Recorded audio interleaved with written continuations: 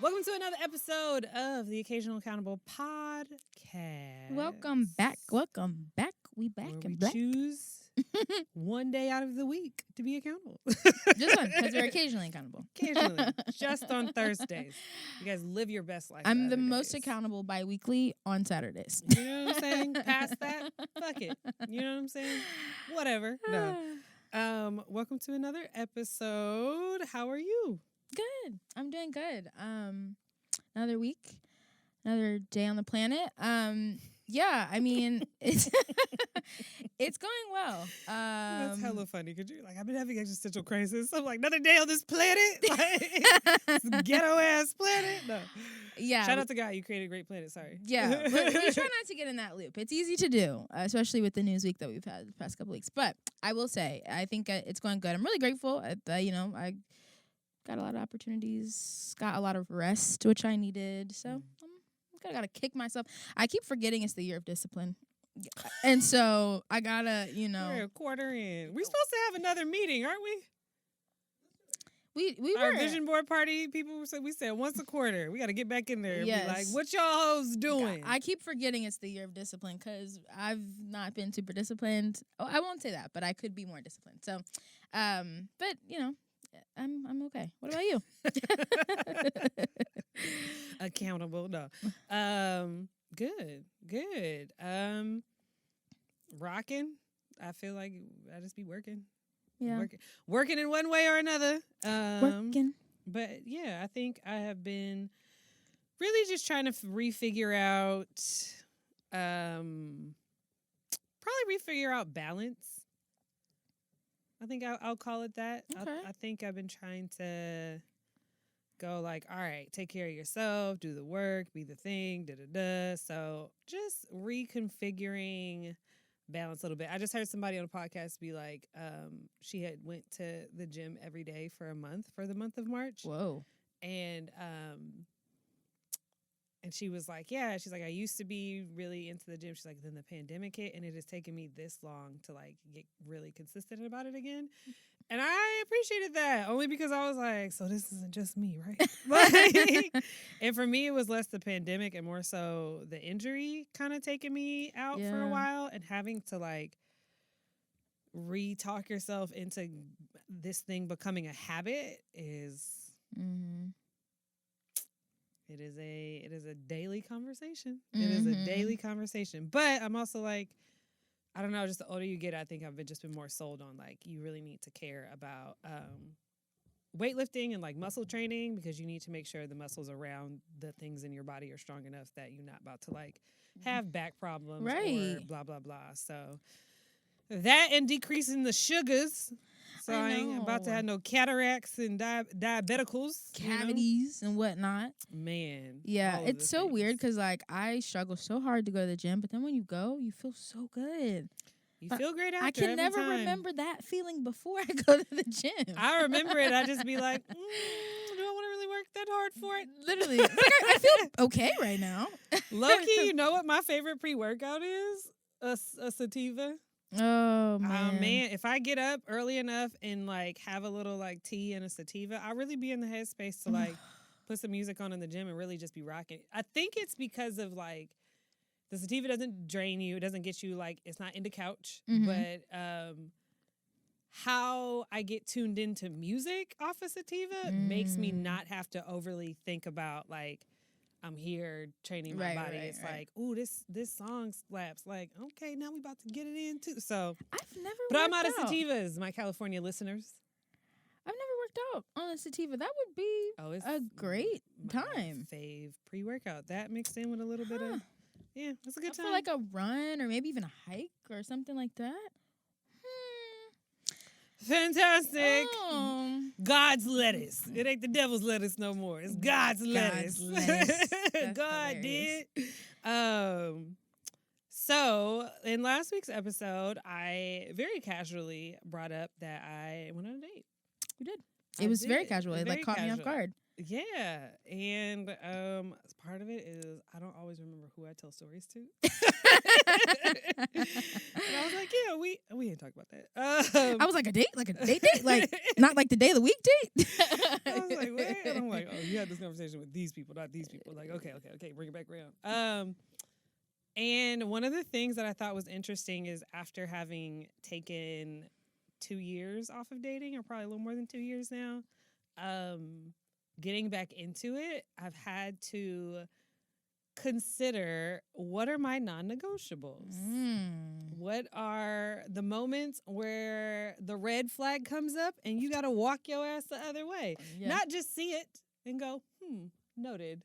Or, I don't see that one. Don't know this that. Nigga fine. You know what I'm saying? Yeah. Like, to really be like, what are your non-negotiables? And then that made me think about, like, not just in romantic relationships, like, in general, what are my non-negotiables as a space in our lives where we're old enough, where we done moved, we done did all the shit, and so you build the people in your community around you, so you have so much more say versus like when we're in high school, we don't have a say who's around us. You have choice in your friends, but like there's just so much happening around you where now you can be super intentional about what people you keep in your space and how tightly or not tightly or whatever.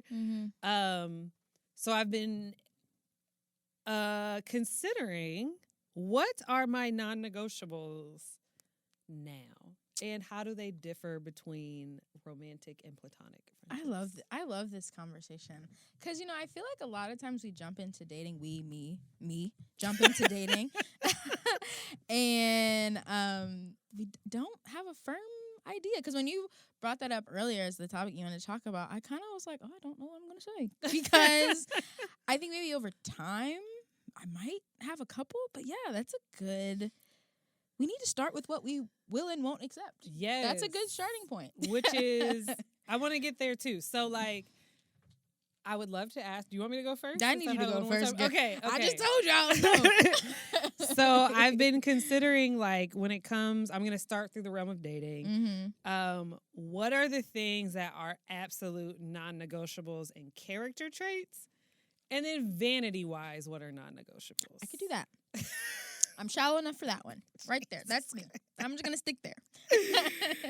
So, for me, let's start with the character traits. So, I have integrity and honesty as the same thing. Or not this, I don't believe that they're the same thing, but I have them as a slash. Like, I told you, so the date was not going to take itself into another date. They asked, but I was like, based on my new non-negotiables, I can't come here again with you. But one of the things I will say I respected about him is I was like, you are very honest.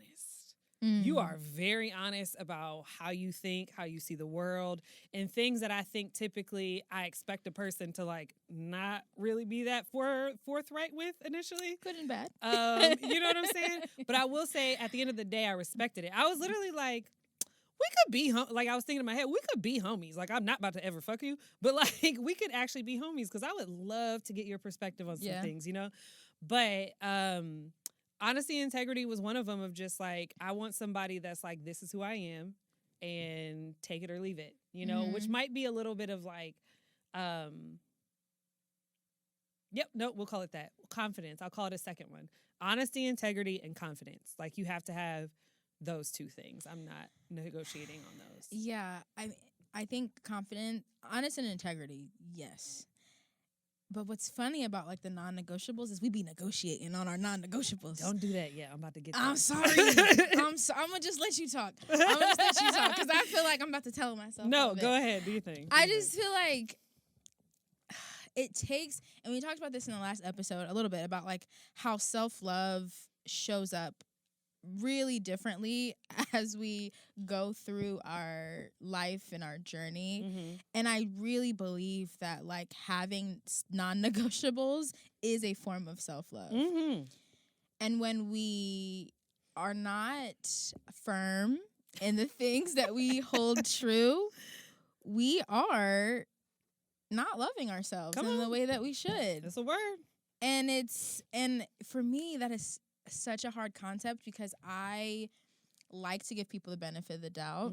It's part of the storytelling thing that I have a problem with, where I like to project the future off of 2 data points. And so I like to be like, okay, well, this person did this, but like he did it because this and that and this and that, or she did it because this, that, and this and that. And I'm not firm about like, okay, this is the line that you crossed, and maybe maybe this relationship is over. So I love and hate this question because this is a lot of freaking accountability, Brittany. It's too much today. On a Thursday. On a Thursday. So, yeah, I mean, I have 2 more, but the other thing that I was going to get to is like, when I was going to ask what are yours, and then my next thing, my follow-up question after that, thank you for fucking up my produced episode that I took notes on. Yeah, you all prepared and everything. Was going to be, so when was the last time you negotiated? I always freaking negotiate. So, but let me get my other 2 off. So self-awareness is also a non-negotiable for me because I don't think you can have confidence without it. And at this point in my life, at 35, the confidence thing to me is also literally out of like, that's fucked up to say, but like, it's out of like you needing to, the other person's self-preservation. I know that I am a very bold, charismatic, opinionated, blah, blah, blah, all of these things. And if you do not have confidence, I will feel damn near oppressive to you. It's too hot. It's going to be very hot in that kitchen. So that's why, to me, it's like you need to have confidence to be able to deal with me. Like, I'm aware of that. So, like, don't come here if you're insecure because I'm going to hurt your feelings. And I'm not going to mean it, but I'm going to hurt them. So, like, that's why, to me, confidence has to be a baseline. And it doesn't mean you don't have any insecurities. But I am like, if you can stand in who you are and articulate it and be like, okay, B, you can feel how you want to feel. This is what it is. Like, I'm like, I can respect it. What do you mean by, because you say this a lot about yourself, and we be joking about it, but, like, what do you mean by, like, I'm going to hurt your feelings? Like, what is that? I don't care to, I do not care to tiptoe around you to make your ego feel better.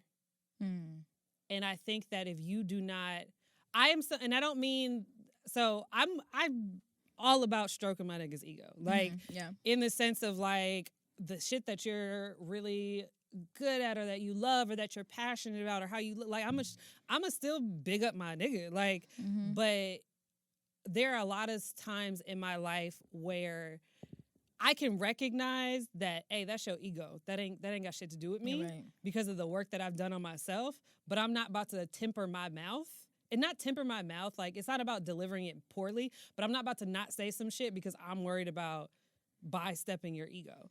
And a lot of times in my experience with men is that when they are someone who is leading with that ego, or unwilling to, like, look at their ego, or unwilling to be self-aware about those things, they call me very, like, disagreeable or all those things. And I'm like, nah, I'm just bold and I'm 10 toes in who I am. So, like, if you are too, this ain't no problem because we can have a conversation. Right. But if you just react, I also think that I think I'm a very real mirror for people. Like, I think the clearer you get on yourself, the better you become a mirror with people when you're in relationship. And not even just romantic, even platonic. And people don't like to always have to look at themselves. And I'm the type of person where it's like, if you fuck with me, you're going to have to look at yourself. And not everybody wants to do that. Not everybody's ready for that. And that's okay. But I understand that if I'm about to choose a partner and this is who I am, I'm not going to partner well with you if you don't enjoy looking at yourself. She said what she said. I mean, it is what it is at this point in my life. It is. Like, it is what it is. Oh, and it's so, I struggle so much with dating right now. I mean, I'm obviously not dating, but the dating scene, hearing about the dating scene. Because in one respect, I feel like we need to apply more grace, generally speaking, men to women, women to men, more grace. But then at the same time, where do boundaries play into that?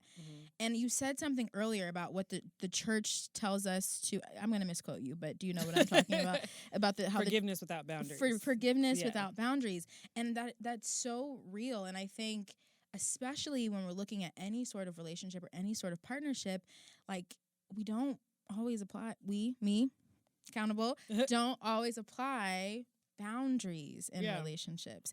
And that opens up for a lot of trauma, like opportunity for trauma. Like, yeah.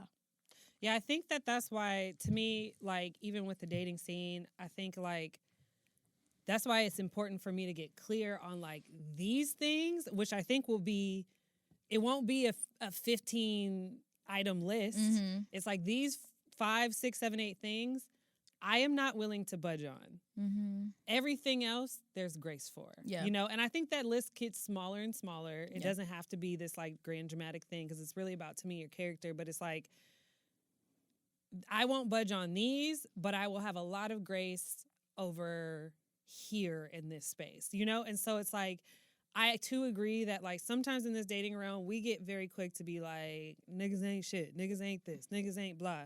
And there's not a lot of grace applied to, like, this is another human being. Mm-hmm. So maybe they're not shit. Maybe they just are not in alignment with you. And why do they have to be this horrible person simply because they're not in alignment with you? Get the fuck out of that relationship because they're not in alignment, and you notice that. Like, that's fine. It is what it is. But, like, they don't have to be this horrible person, given it depends on the circumstance. But you know what I'm saying? Like, they don't have to be this horrible person. It just might be that I think that we want people to be in alignment with us. We want who we want to be in alignment with us. And when they're not, it's like, because niggas ain't shit. No, that's just they're not in alignment with you. Y'all not about to vibe like that. And it is what it is. And that's okay. And y'all could be, I wish there were more times in life where it's like, we could just be friends, but that's a whole other rarely works conversation. Yeah. I think too, as you were talking, I was thinking about how, like, there are things that we say, and then there are things that we do, and there's things that we, like, say we won't allow, but then we allow them. So if we are clear about what is real for us and not have any judgment about that, because I feel like, you know, you may look at someone who maybe cheated and you feel like, oh, well, they should leave, or I would never put up with that. And so there feels like there's a lot of, like, judgment around it. But if that's something that, like, you can handle and deal with and move forward with, then be honest and real about that. And that doesn't mean anything differently about you as an individual, but being honest about what these non-negotiables are is a really good first step too. Yeah, cheating is not on here for me. Yeah. Now, given, don't play with it. I could absolutely see being in a situation at some point in a long-term relationship where you potentially might have to deal with that and consider how you want to move. And you may consider that you want to stay because of whatever reason. Let's say it's a really healthy relationship, you know, from there on, it's like they've worked on themselves, they're doing the work and blah, blah, blah. And you noticed in what areas you like all of these. I could see that as just natural human growth. So that's why it's not on the list for me, even though I would love to avoid it. But it's not something that I can stand firm on and be like, that's non-negotiable. Yeah. I know that it is for some people, and I respect it. Like, do you? Like, absolutely, I fuck with that. Because the reality of cheating is, like, that climb back uphill into being into good relationship is like, you really got to look at that nigga and be like, do I really want to climb back up this hill with you? Like, are you really worth that? You know, and part of that uphill battle might mean I got to sock you in your teeth. Like, I don't know. Are we really about to do this, nigga? Like, yeah. I don't know. It just depends. Yeah. And then my last one is they have to have a sense of purpose and a passion. Those two things, I'm like, because I feel like if they don't, they won't understand how I operate. I'm a very, like, passionate person. I have a lot of fire signs in my chart, and I think that if they're not passionate about something, we don't need to be passionate about the same thing, but if they're not passionate about something in their life, they won't understand why you would give so much energy to a thing, because you don't have a context about, like, being also passionate about it. So, and a sense of purpose, like, if you just wandering, I don't need that over here. And I only feel that way now. At 34, I feel that way now. If I was younger, I didn't give a fuck about that. But now I'm like, nah, we getting older. We got, like, the whole point of partnership now is, like, let's partner so that we ain't got to spend hella time doing all this extra dating shit, and let's just get somewhere. Like, and not just a relationship, but, like, as human beings, let's cultivate something. Let's build something. I don't want to have to have my mind over here. I'd rather just have a partner, build with them, and keep it pushing. Mm-hmm. So what are some of yours character-wise? Oh, God. Here we go. And, why it's so hard for me is because, I think I am guilty of what I said of, like, having a list that is not a real list. Mm-hmm. It's like the list that I say because it's, like, the things that you say, but it may not be true. And then, coming to terms with, like, that being okay, like it works for me. So I feel like for me a really big non-negotiable is empathy. Like I'm a very emotional person, and I need someone who is also like empathetic, not just to me but just to like the world in general. Somebody who has a really good heart, and that is my friends, that is relationships, it's really anyone that I deal with. I need someone who has a good heart and like wants to do good generally, like like generally wants to help in the world. I also think like someone who is passionate is helpful. I love people who are just like so driven toward a goal, almost in like a way that's like delusional. I'm saying delusional, yes. But like no, I 100% agree. Like, you have to be delusional. And about I your goals. love people like that because I feel like sometimes I'm we talked about this in last episode, a little bit afraid to be that. And so I love being around people that are very like, this is what I'm going to do, and I don't care what anyone else to say. I'm going to do that thing. And I love that because those are the people who many times get it done. My dad was like that. Like, I love people like that. And then I would say like has an awareness spiritually.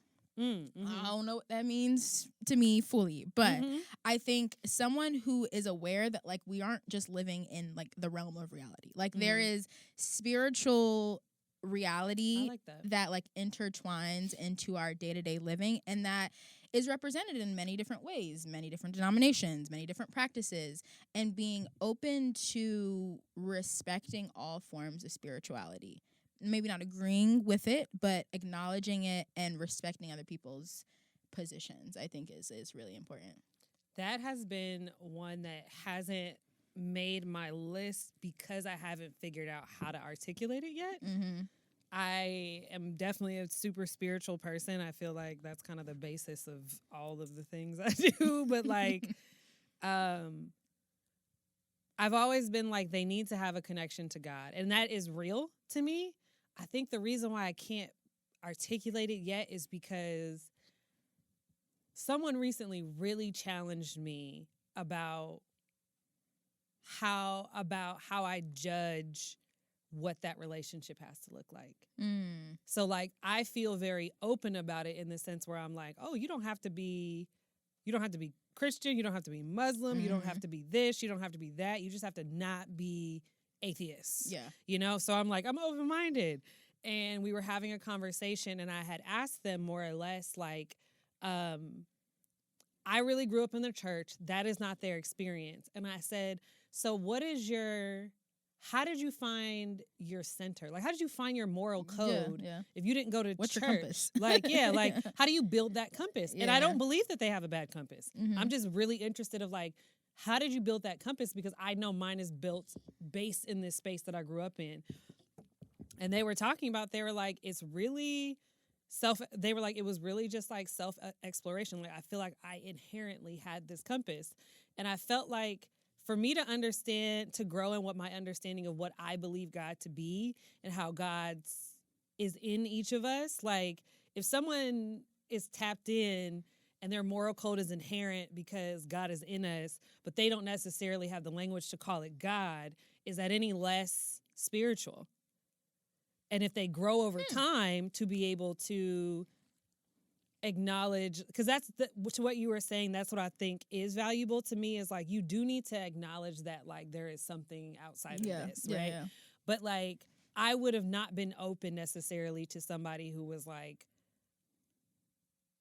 who wasn't able to like, because I usually ask, well, what is your spiritual practice? And if their practice isn't something that I've heard to be like, oh, well, that's from Buddhism and this is from this and this is from this, my brain can understand it because I have a place for it. If you came up with something totally different, I actually was like a little judgmental about it. So I can't just be like any spiritual path. I have to hone that in and be like, maybe my non-negotiable is like you got to do a spiritual path in this kind of way, and not specific like that, but like it just challenged me to go. You actually don't know 100% what you want to accept around this.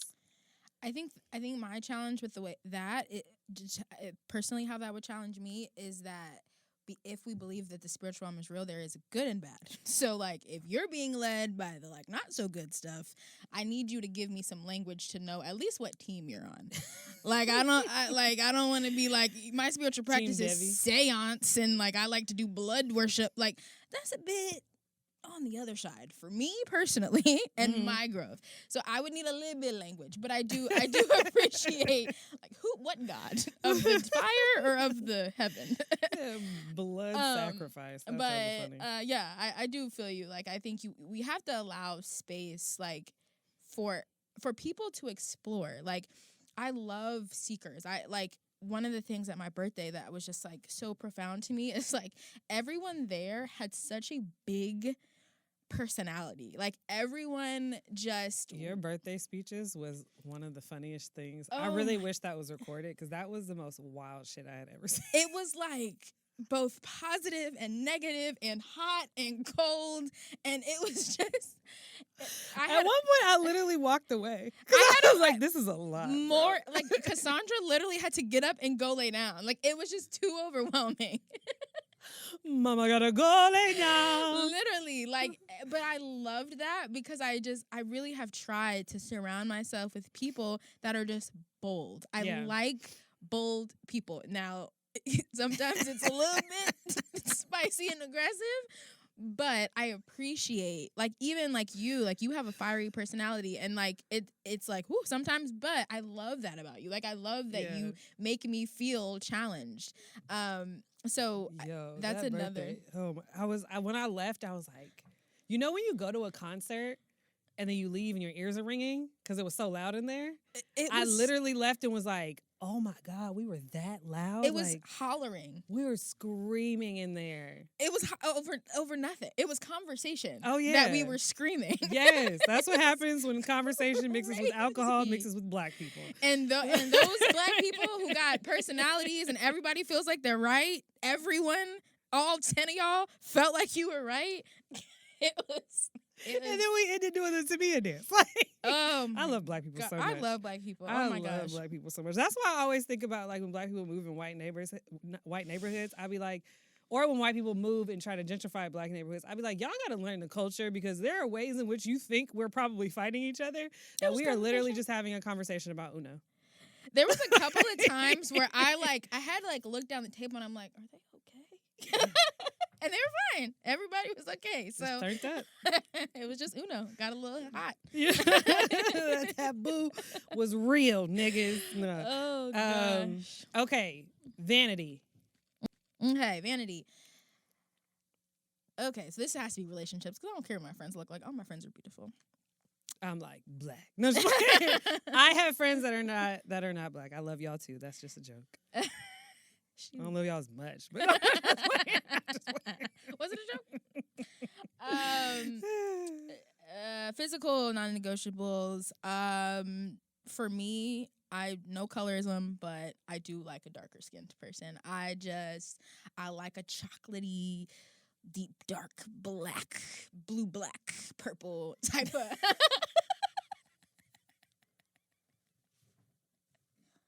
Offensive and I wasn't meaning it to. Yeah, for me, that's my vibe. I like that. That's kind of a non-negotiable. I did date a light skin one time. I don't prefer it. As a resident light skin, it's not that lit. Women, it's beautiful. But men, oh Jesus! Sorry, don't put that in the podcast. That's funny. I literally just watched the Drink Champs interview with Chris Brown, and I was like, "This light skinned nigga is so interesting." Yeah. And Nori was just making hella jokes with him about being light skinned and being in the light skin. He called it the light skinned brigade. It wasn't the brigade. He called it like a club or something. He was like, I was trying to join, and y'all wouldn't let me put in my. Thank you. Yes. Hilarious. Blue Black. Moonlight. The cover of Moonlight. Okay, so they gotta be black. They gotta be black. Blackity black. Okay. Or I guess Hispanic blackity black. But blackity black. I like a beard. Okay, that's a non-negotiable. Trying to think. Yo, to her, nigga, don't ever cut that beard. 'Cause that Like, bitch not about no, to like fuck with literally, you, do bro. not cut the beard. That's pretty high. Like for me, beard is higher than height. Like you gotta have a beard on your face, cause like what? That's crazy. That's hilarious. Don't Yeah. get alopecia, nigga, because you leaving you. Literally, don't. You better find a tape on or something you could glue back on there, cause that for me, I feel like I did date a guy that didn't have a beard, didn't go well. The last like 4 guys I dated have all had beards. That's Might be a hecka funny. non-negotiable for me. Okay, he got to be black with a beard. Now, given, I will say, that's so funny. We have to. Can you screenshot that? Because we have to put that up. So that is my thing. If you not gonna have a full beard, don't have no facial hair. Don't just do don't it. Don't have do it. it. Maybe I could fuck around with a little bit of a mustache, not a Steve Harvey mustache, but like no, I don't know. Steve But Harvey mustache. I said not that. I don't want that. I don't want that. I'm not trying to kink shame, but yeah. No. I said I don't want that. But Lord, yeah, the thin strap, not in 2023. Not in 2023. That was back in the 90s, baby. We left that. Just cut it off. I mean, other than that, low-key, which is really funny, but like I'm not a height person. You don't have to have a super certain type of body. But if you don't got that beard, and if you're not at least a little darker than a paper bag, I'm good. I'm good, love and joy. She said, if you ain't got that beard. Yeah. I kind of like a big dude, too. Lately. I like a little teddy bear action. Okay. What about you? What's like your... height is one of mine. Yeah, you like a tall. I have accepted that I am okay with a smaller height than I originally thought, because when I went on that date, he was 5'11", and I didn't hate it. That's taller than you, right? Yeah. Yeah. Huh? Well, his camera angles must have been low. Oh, that's hella funny. Because didn't he look taller than that? I don't see niggas be no. He put 5'11" on his profile though, so he didn't lie. But I think I don't know that I can go much higher than 5'10". I don't know. Like, but I don't. You're 5. I'm 5'8". Yeah. Okay. Yeah. I feel you. I don't know. And maybe it's not a non-negotiable because I'm like, I don't know. I'm just like, if there was a man, I asked myself, if a man came into your life that was everything you wanted and he was 5'9", are you really not about to fuck with him because he's 5'9"? Brittany, I could not see you with a short guy. I can't either. I'm sorry. If short I would king is prefer for you to be you, above then I'll 6 take it feet back. personally. But like, I'm not visual in my third eye, my mind's eye. I'm not seeing it. I don't see it either. sorry. But sorry, y'all. Sorry, short guys. It's just like It's I don't not the game know, you wanna like. play. Like you right here when I kiss you, like up, like That's what I'm saying. Or like you down here. I have dated in the past men that were short. I've had 2 guys that I dated that were shorter than me. In the past, and that's why it's a non-negotiable now because I'm like I don't want that again. But yeah, that's one. The fact that they are black is a non-negotiable. They need to be a black person. Okay, no, nothing else. Nothing else can come in. No, just look at me. I'm wearing a fucking Malcolm X shooting out the window mood sweatshirt. Like I'm just too pro black that like what we gonna do? Like what we gonna talk about? Like Okay. So they would have to be black. I'm not particularly open to the larger diaspora. I'm not against it. It's not a non-negotiable. I don't typically do Africans though. But that's just me. Baby, that's a whole that's other an Olympic sport in itself. Man, we talked about my mouth earlier. And so they have to be black. Size does matter to me. Penis? No. Oh. You know you can't say size matters to me and then not think I'm gonna say penis. I didn't think about that at all when I wrote it down, and that's funny. Ooh, is that a non-negotiable? For me, no. I don't want a big. Sorry, no, TikTok. No. I'm not talking about we gotta really have a big. But is there a size on the other end of That's that too small? is non-negotiable? I haven't encountered it. If I came across it, maybe I would be like, "This is not okay." But I'm not a size girly. Don't be That coming is at me with no so broomstick funny. thinking I'm finna ride it like the Wicked Witch of the West. You better go figure out something else to do. Because you're not finna do that to me. Not with my hips already a little. Yeah, you're not finna do that to me. Whew. Poke me like a shish kebab. Get out of here. That's hella funny. Lord. I mean, I feel like if I couldn't feel it, that'd be a non-negotiable. Like, I'm not fucking with you and I can't feel your dick. Oh, this is going to get a little after dark. We may have to... Okay. I Size won't on say the this. other end, I'm also a big proponent of, like, I really don't enjoy a gigantic. I've had them. I've dated people who have them, and I can't say it's a non-negotiable. I don't prefer it. Mm. It's not a non-negotiable because I'm like, their personality was so dope that, like, you know, you dealt with it, but it was very much like, I felt like the quantity of sex that I could have decreased because I'm like, I can't keep taking this all the time. But if you were like a 6'7", I'd be able to fuck as much as I want to. 6, 7 Inches, yeah. Okay. But like, yeah, niggas was 6, 7. that type That's of kind funny. of big. I lost my virginity to 9. Oh, girl. It was crazy. Oh, it was, girl. yeah, I don't know You why choose I did that. the path untaken. the road less traveled. Oh my God. It was a lot, bro. That's too much. Literally. That's a stuffing for sure. How did this get so explicit so quickly? It's me. I'm doing that. She's gonna stop it. So yeah, I'm thinking like what average is what 6? Mm-mm. I think the American male average is 6. I would like a little 6, 7. I feel like 5 might be too little, but I don't know. But when I said size, I meant like physical size of their body. Not penile size. I don't think I could do somebody that would be considered like an unhealthy weight. You're a fat person. 600-pound life. Fat. Big old fat person.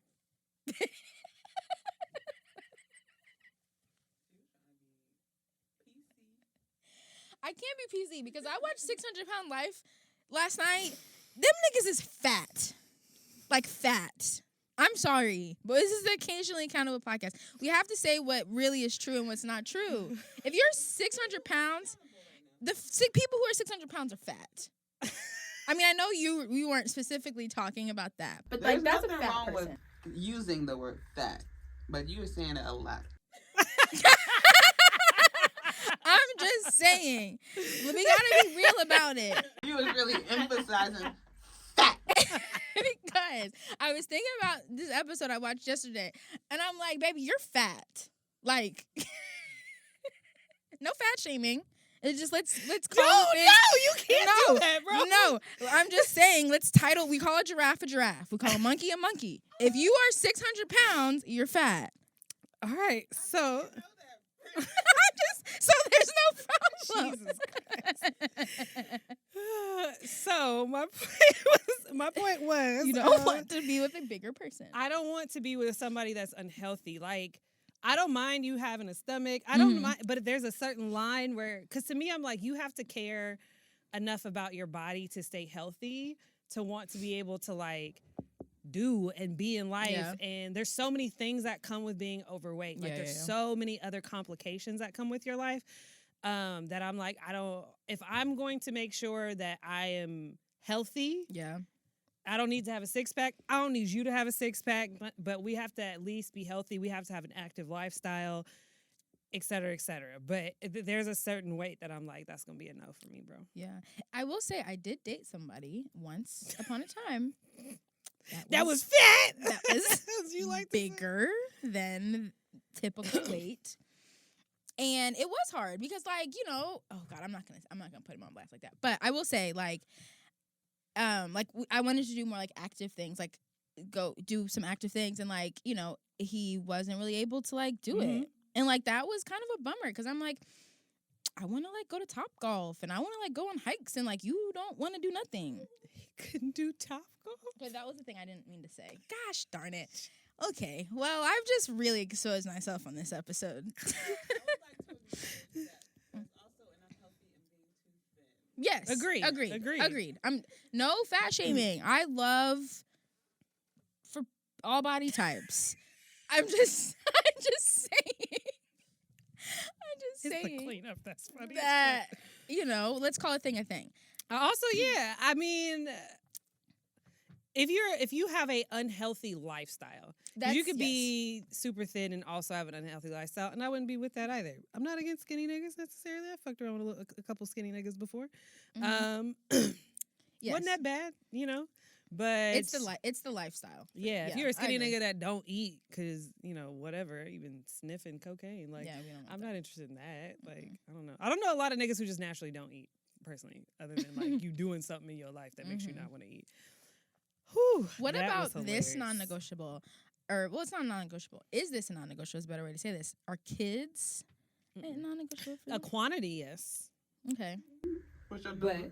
Huh? What's your number? Ooh. That's actually a great question. More than 2. I don't think I could do it. I think for me, it's both kids and number of baby mamas. Fair. And I will not go past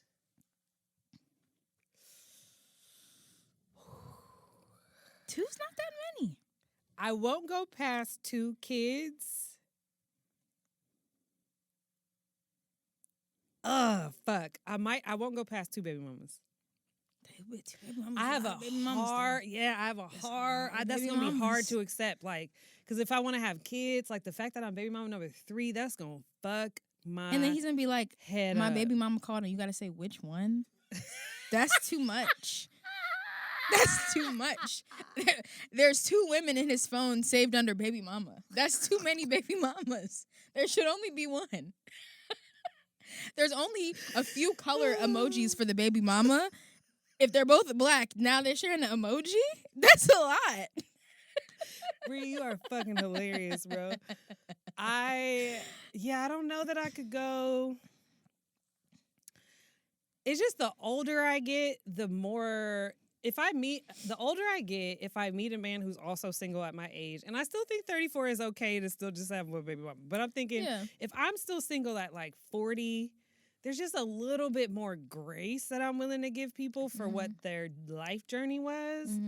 That like I could see me being 40 and dating somebody who had 2 kids, 2 baby mamas, but it would just depend on the context of the story. That's why it's not a non-negotiable to me. Yeah, that's fair. But no more than 2, because you can't excuse past more 2, than 2. No. I'm not about to say unless it's sister-wife situation, maybe. What? But I would. That might be a non-negotiable for me. Yeah, there's no way that more than 2 baby mamas works. I was trying to figure it out. Yeah, it doesn't work. It does not work. It does not work. I think for me right now, I think kids probably is a non-negotiable for me. That makes sense at your age. Yeah, I don't think I want to do that. I could it just. Also, selfishly, there's a part of me that's like, I've always said, I kind of want somebody that has a kid so that I could also have a kid and be done. And my kid doesn't have to be an only child. But, so that's why I'm like, I'm just not. And also at 34, I'm like, it's a large chance that somebody had at least 1 kid by this point. I would I was going to say I prefer no kids, but I don't know that that's true. I don't think if you have like a kid, I don't know that I have a huge preference of having a kid versus having no kid. I don't really have a huge preference. Yeah, I don't even know if it's a non-negotiable for me, to be honest. I wouldn't love it, but I think I could skirt around it, maybe. Wait, it is or isn't? You just said I said it wasn't, but then I was thinking like I could maybe under the right, like if you were like maybe. I just don't think I could do a baby mama. I think I could do a kid. Wait, the baby mama dead? No, I didn't mean to say that. What I meant to say was like she over here killing off your kids' mom. I didn't mean to say that. What I meant to say was like I don't think I would want to do a situation, which I don't know why I feel this way, but like where you weren't like married to the woman. Like if it was like an accident, like you just like met this woman and had a baby. I feel like I'd feel a little bit weird about that. I wouldn't care. A little bit, but it would be really, really hard for me. Yeah. Because even I think about like, what if you what if you were in a relationship but you weren't married? You know, like y'all have been dating for 2 years or whatever. And y'all just weren't at a stage in life where you felt that y'all wanted to get married because of whatever age or your financial status. Like, to me, there's just so much context that, like, I can't call it a strict non-negotiable because it's like, it is what it is. I don't know. I would love to know the context. One thing I will say is a non-negotiable now that I am 100% sure of is I am not fucking with anybody, who has a kid under the age of 5. Ooh, 5's kind of high. Yep, I think it takes you that long to stop fucking your baby mama, personally. And I had the hot takes, and it was me. I was calling niggas fat, and I had the hot takes. But I also am like, I think another thing would be, I would need to have a very clear understanding of what your co-parenting situation was, and there are some non-negotiables embedded in there. That's for fair. Me. But I do agree, it does probably take time to work out what co-parenting looks like. Hell yeah. And I think if I were to be with someone who had a kid, your co-parenting situation had to be both good and bad, and then good again for me to respect it. I feel like you guys had to go through something as co-parents to resolve it to now move past it. Like, if it's all good, I'm like, is it gonna get bad while I'm with y'all? Like, like, I don't know about that. Yeah, but we'll see. What about a felony? Like, I mean, a record. Just depends. Criminal record. Depends on what it is. Depends on what you did. Like, most people I know have sold drugs at some point. So yeah. I mean, I don't know if you got a felony for it. It is what it is. It just really depends on what you did. It depends on who you are as a person now, because you could have a felony from doing shit at 23 that you now 35 and is like, I was wildin', or whatever, or you've done the work to like grow and see that wasn't what you wanted. But like, it's not an automatic no. It depends. Now, if you had a felony for like, domestic violence, like, no, wild. Nigga. Like, I'm not doing that. No. Yeah. But it would just depend, because I mean, you could have a felony for that's a lot to say. You can have a felony for sniping somebody, and it's not a solid no for me. It depends on the situation. Right. Is that like the murdery kind? Yeah, the murderous type, Okay. The murderous persuasion, Malcolm over here with his it would have to depend the context. Context is important. What was going on? Where are you at now? Blah blah blah blah blah. Like, it just depends. What about political standing? I feel like if you're extreme on either end, it's going to be a no for me. I don't want an extreme liberal and I don't want an extreme conservative. Either one. Because to me, I feel like how I look at the political system, if you are so bought in that you identify strongly on either side, we won't see the world the same. Yeah. Like, you could be like, hey, I am a registered Democrat. I'm a registered blah, blah, blah. Like, you would have to be able to, like, explain that. I think I will say, in looking through dating apps, I do feel a little hesitant where I see a Black person that identifies as conservative, and part of that has to be specifically because we're in Texas. So there's something about that kind of unnerves me. I don't know that I would say absolutely no to it, but I would need to know why you identify as conservative, because I don't have an issue with a Black person being fiscally conservative. I would have an issue with them being socially conservative, because I would be like, how? You're literally in. How? You are in the part. Yes, I literally wouldn't be able to wrap my brain around that. This don't work for you. So I guess, to your point, to be socially conservative would be a solid no for me. But yeah, I don't know. It would be contextual.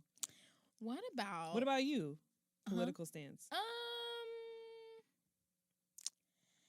Yeah, I think I'm starting to divorce what I feel about politics in general. I feel like at one point, I, like many people probably, I was kind of bought into, Black people should be Democrats. Now I'm like, it's all bullshit. So like, I don't know. I need you to be aware that there's a political system. I also would appreciate like people that are interested in voting. And if you aren't interested in voting, I need to know a justification. Like, I don't like people who are just like passive politically. They just kind of let things go. Because while it is kind of bullshit, like, there is also like, mechanisms by which we can affect certain levels of politics. We can affect some change, and I like to vote and things like that. So like you would have to be a little literate, but I don't think I have a preference, to be honest. I'm okay if you don't vote if whatever you do is actively helping your community. Yeah. I'm not down if you don't vote and you also But then don't do always shit complaining. for nobody, nothing. You know, you're not contributing to the problems that you feel come from not voting. But yeah, I get that. And honestly, if I'm gonna be completely transparent, honest, accountable, I rarely vote. I really do. But I do act. Yeah, you're active. I know I see the face. But I will also say, as I am getting older, I am becoming a lot more open to voting because I'm starting to see that like there's value within change within the system and change out of the system, and both need to happen for change overall to move forward. So I've gotten to there. So I'm like, all right, fuck, now I got to go vote. And the thing that stressed me about that is like, now I got to go be educated about the shit I got to vote. There's so much more information I got to learn. Like, but so that's why I couldn't be a no if you don't vote, because I'm like, I've spent a decent amount of years not really voting. But you would have to still be active in some way in your community. You have to be some sort of activism, even if it's not in the U.S., if it's globally, some sort of activism around politics. The other thing I was going to ask you was around smoking preferences, weed, drugs. Cigarettes is a no. Okay. This is a solid no. Past that, you can't be an alcoholic. I can't rock with that. Other than, I mean, if you drink alcohol socially or whatever, or even if it's in your house, but like just somebody who's like, I needed and be, you know, popping a bottle open at 10 a.m. every day. Like, I couldn't do that because that blends in with the health thing. Mm-hmm. Like if you don't live a healthy lifestyle in that way, I just personally couldn't partner with you. I don't necessarily judge that because I think people cope how they cope. Like, my coping mechanisms are weed and work and all these things. So I'm not judging what your coping mechanism is, but I can't really. And then it depends on like, how are you when you're drunk? Are you sloppy? Like all that shit I can't really deal with. But I also couldn't do someone who. There's a certain umbrella of drugs that I'm okay with. And there's heroin's not in there? No. And there's a certain umbrella of drugs that I am not okay with. And if you partake in the things outside of the umbrella, for me, that is a non-negotiable. So like I won't list them. I won't do that. Why would I do that? That would be stupid. The video will literally come off the internet. But there is an umbrella. And I would also need to understand, because there are things under that umbrella that some people might not necessarily agree with. And even those things, I need to understand your frequency with that. Yeah. This is the first time I've dated someone who's kind of anti-drugs. And I... Dare. Literally, big dare energy. It's obviously not a non-negotiable. It's not a non-negotiable, but she's like, but it's not fun. No. Yeah, I mean, it's like, I think that sometimes drugs get a bad rep for good reason. That was the wildest. I don't disagree because I'm not. That was I'm a not pretty strict wild about statement. a lot of drugs. But like, I just think that there is so much benefit used correctly under everything situational. But there is so much benefit, I think, to like opening your mind in that way. It really is.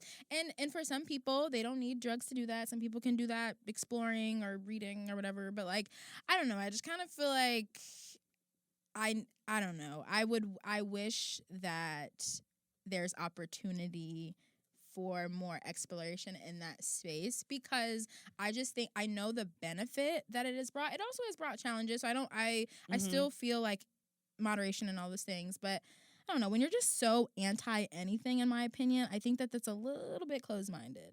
Yeah. I mean, I as someone who has done shrooms, I'm like, yeah, I really think it has a lot more to do with like bettering your mental health than it does about the stigma around drugs. Like, I think there's a possibility. They've also looked at other hallucinogenics around there. They've looked at LSD. They looked at ayahuasca, which is, I think the base of that is DMT. I don't know if that's accurate, but whatever. Like these things that when we look at the history of America in the 70s and the hippie movement, like the government intentionally tried to make sure that we demonize these things because too many people were becoming conscious. Yeah. And weren't fucking with the government. And there was all of the 70s was like anti-government because they became too, and that's when they literally what followed the 70s, the fucking war on drugs in the 80s. Yeah. And on top of that, not only did they shit on the drugs that actually help with mind expansion, they then dropped drugs in that fracture out your mind. Like they dropped crack and shit like that. So it's like, I don't really look at drugs as a hard no. Drugs outside of the umbrella. Yeah. Things that have like crazy high addiction rates are out of the umbrella for me. But there are a lot of drugs that I think you can. Shrooms, to me, I don't know anybody addicted to shrooms because that's such a vibrant experience that you're like, I'm good off that for the next that was 2-3 months. I'm good. Yeah. But because I have been also with someone that did smoke a lot of weed, and that was hard for me too. So I think that there's a balance. They would just need to be open and not doing that shit in the house. Yeah. I'm like, if you want to smoke a bunch of weed, I don't care. Like, who me of all people? I can't say that shit to anybody. But like, I don't want my whole house. I remember I was dating somebody that smoked a lot of weed, and I remember they would get irritated with me because when we drove, I would always like roll down the windows and shit. And they're like, "What are you doing?" And I'm like, "I don't like smelling like a bunch of weed. Like, I don't. I smoke my weed outside, and then I go in my house, and I'm cool. Like, I don't really want. I don't want that smell on me all the time. So you just would have to be conscious and considerate, and you have to be somebody that is active when they are not getting high and sitting around and playing video games. No. Oh my gosh, video games. Is that a non-negotiable for you? It's not, because I think that some people need that as a release. Ugh, I know, but I don't like it. I don't know why. I just wouldn't want them coming in saying some shit to me that I use for my release. Like, if my release is to smoke some weed and watch trash TV, like, they could feel the same way about watching Love and Hip Hop or Housewives. Like, you go in here and you watch all this trash TV, like, maybe their thing is this video. I just wouldn't want them to infringe on my shit. Yeah. Like you said, to everything there's levels. Like, if you're so consumed on like video games that like our relationship is being harmed because we don't get to connect or have intimacy, then yes. But like, there are times, especially when I think about like if I were to live with somebody, where I'm like, I need you to go do anything other than be in my face. Literally. And if that's a video game, go do it. But I just need you to not be in my face right now. And I'm like, shit, if that means you gotta go, kill people on Call of Duty, then go ahead, whatever. But just don't be in my motherfucking face. That's fair. That's fair. But yeah, I think we did good. Too. All right. And so we're going to move into our second segment for the day. Yes. Mine is not necessarily news-based, but it is pop culture inspired. And Can you remind us what the segment is? It's called The Segment. And we just be talking about stuff that got to either do with the news or pop culture. Yeah. Boom. Okay, so this is an extrapolation a little bit, but I would be interested. And it goes well with what we talked about in the first half of the show. So I was watching Drink Champs last night. Okay. I watched many episodes. I watched the Joe Budden interview, Chris Brown, and I thought there was one more person, but maybe not. Yo man, Joe Budden. That's hella funny. The craziest thing is to listen more to his interview. I'm like, oh God, yeah, this is the toxic niggas you date, Brittany. This is not the nigga you need to be searching for. I'm tired of you, Becky. We gotta put that back up again. He was still attractive. I'm not gonna lie, but it's still like, ooh, no. Which is interesting because he's in the light skin brigade, and I typically am like, no light skin niggas. He is, isn't he? He's paper bag-ish. If he went to Mexico for a little bit, he might pass. He might. Yeah. But in the episode, they do something called Quick Time with Slime, which is like a lot of their people are music artists, so it's like Missy Elliott or this, you know what I'm saying? But they always end it with the question, loyalty or respect. So, and then the person will always ask, like, what's the context? And it's like, you get to create the context how you want to. You say what your answer is, and you kind of explain it a little bit. So I came up with a couple of these that I would love to get your thoughts on. Ugh. And again, when you ask, well, I'm not telling you what the context is. Remember when I said I gotta think about what I say before I say it? This is the opposite of that. I want the real. Okay. All right. Blunt or finesse? Okay. that isn't helpful. He was about to be like, what is the context? I was. Said twice. These are the rules of the game. I And she's guess- like, okay. I guess, Ooh, I can't follow that rule. right? I guess finesse. Okay. You want to give a little context to that? Not really, because you ain't get no context, but I feel like I like somebody that can make something happen more so that they can talk about it. So like I feel like finessing, it has a little bit of a negative context, but like I feel like finessing is getting it done. Blunt is just like talking about it. Okay. Oh, so that's how you, okay. I'm with that. Silly or serious? Silly. Okay. All day. Okay. Power or fame? Power. Okay. Wealth or love? I wrote this one specifically for Briana. I knew that was gonna fuck her up. Love. You a goddamn lie, bitch. No, I mean, okay, it's like City Gross up 1,000. but like I feel like we need some coloring here because like I don't want to love you like and you're like homeless like you know, but like if you're saying like what would you rather have, like can't I have like love and wealth? No, it's or. That's just the question. So then I have to ask myself, would I prefer to be in a situation of wealth and no love or love and no wealth? And then when I do that, I'm going to have to say, honestly, but like not wealth isn't poor. Like, I love how she's battling herself. The only person in this conversation is her. Okay, I'm just going to say, fuck. I love, but like, I just want to be poor. So,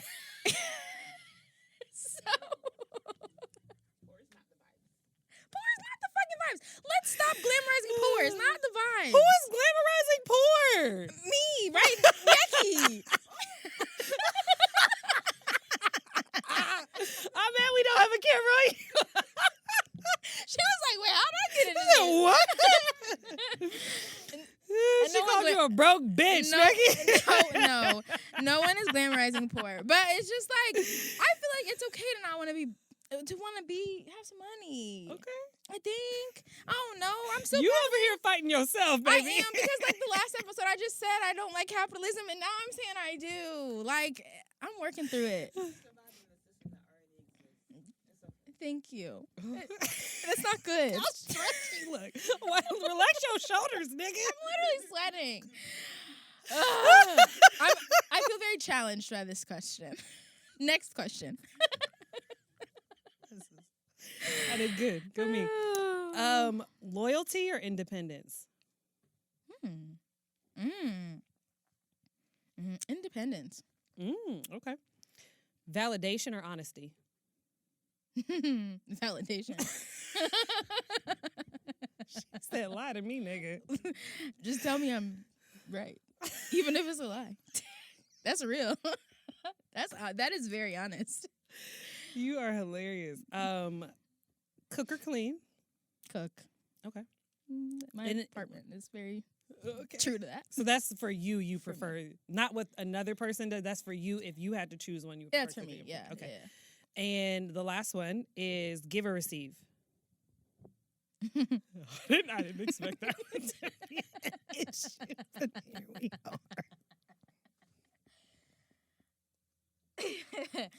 are. Like, I'm so proud of this episode. I just want to say I'm very uncomfortable.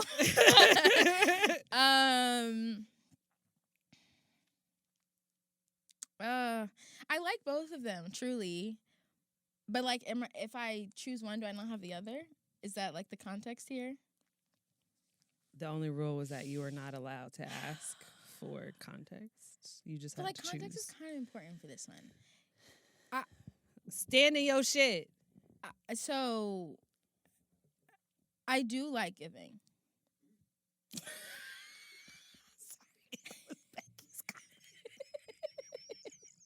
I do like giving. I do like giving. But if it, She said, but if Yo. it meant that I could never receive, I would prefer to receive than to give. Okay, that's fair. That's Yeah. fair. Yeah. I honestly think that there's a whole other separate tangent, but I do think to a certain extent that, again, me hating on church, but I feel like in church we're indoctrinated that like it's better to give than to receive. Yeah. And I do feel as though I want to get away from that mindset because I think what it's taught me is that it's made it more difficult for me to receive. It's associated with my worth to receive that's worked out in the actual manifestation of that indoctrination. So I think to me, I'm like it's a game. So I'm trying to provoke a certain whatever. Yeah. But I do outside of the game. It's like I do think those would be equal to me. It's like both. Yeah. But and I also even, said you can't choose that for the game. Yeah, so. but like even just like trying to answer that, I did go through that mental thing of like, well, if I say that I'm receiving, then that means that I'm not giving. And what does that mean if I'm not giving? But like at the end of the day, we all want to receive. Like that's not a crazy thing to say. Should we also want to give? Sure, but to what to what degree? Because I do know people, my mother, for example, like who give. Many mothers, not just my mother, I'm sure. Many mothers like overgive. Yeah. And that's not good either. Yeah. So I want to receive. All right. I want to ask you these questions, but it's not fair because I didn't prepare. So next time, I'm coming with my own slime time grind, whatever this was that made me sweaty. We're going to put $5 on the fact that she will not remember to do that. I want this on Now video. I'm going to have to remember. $5 that she won't That you remember. going to give me? Okay, bet. All right, let's stop because it says I'm optimizing storage. on my Oh, thing. no. We have to end the So episode? we got to go. Yeah. Okay. This has been another episode of the Occasionally Accountable podcast. Thank y'all for being here. You can find us on at _OA podcast on both Instagram and TikTok, and the Occasionally Accountable podcast on YouTube. Woo, woo. Thank y'all so much for listening, and we will catch you in the next one. Bye. Bye.